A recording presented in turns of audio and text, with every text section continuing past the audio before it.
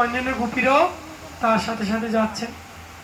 তো যেতে যেতে যখন নন্দ মহারাজের বাড়ির কাছে চলে আসলো, তখন প্রভাবতী বলছে ডেকে, যশোদা মা, এই দেখো তোমার আদরের দুলালকে ঘরে নিয়ে এসেছি, এইবার দেখো।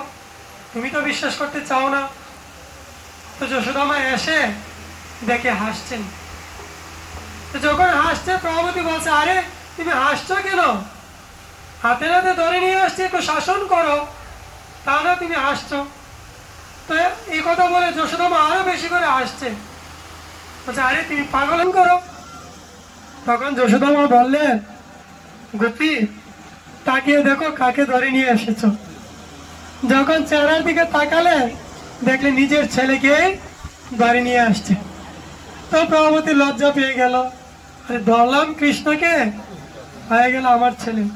কৃষ্ণ তো হয়তো অনুষ্ঠানে একটু বেশি করে, তাই আমি যখন হয়তো রাস্তা দিয়ে যখন হাঁটছিলাম, সেই সময় হয়তো একটু অন্যমনস্ক হয়ে গিয়েছিলাম, বাদে কৃষ্ণ তার হাতটা খুলে আমার ছেলের হাতটা ঢুকিয়ে দিয়েছে।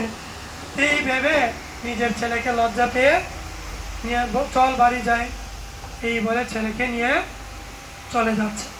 তো ছেলে বলছে, মা, আমি হাঁটতে পারছি না, আমাকে একটু কাঁধে তুলো। তো মায়ের মন সন্তান একটু বলেছে, ছেলেকে কাঁধে নিয়েছে। তো কাঁধে নিয়ে যখন অর্ধেক রাস্তায় গিয়েছে, দেখছে এখন কাঁধের মধ্যে কৃষ্ণ খিলখিল করে হাসছে। বলছে, কিরে কৃষ্ণ, তোর মার কাছে আমি নিয়ে গিয়েছিলাম, সেই সময় তুই আমার ছেলে হয়ে গেলি, তো এখন আমি তোকে এমন করে ধরবো তুই যাতে ছুটতে না পারিস। চল, আবার তোকে তোর মার কাছে নিয়ে যাব।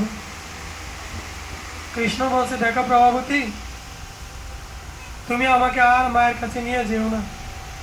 আমি তো সেই সময় তোমার ছেলে হয়েছিলাম, এবার যদি তুমি আমাকে নিয়ে যাও আমার মায়ের কাছে, তাহলে আমি তোমার স্বামী হয়ে যাব। এইবার যখন বললো, প্রভাবতী লজ্জা পেয়ে ছেড়ে দিল।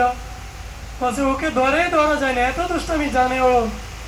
এই করে কৃষ্ণকে ছেড়ে দিয়ে প্রভাবতী চলে গেল।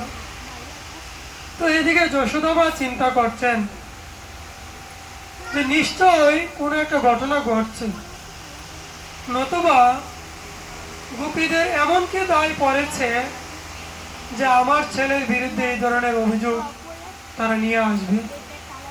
নিশ্চয় কোনো একটা ঘটনা ঘটে। এই চিন্তা করে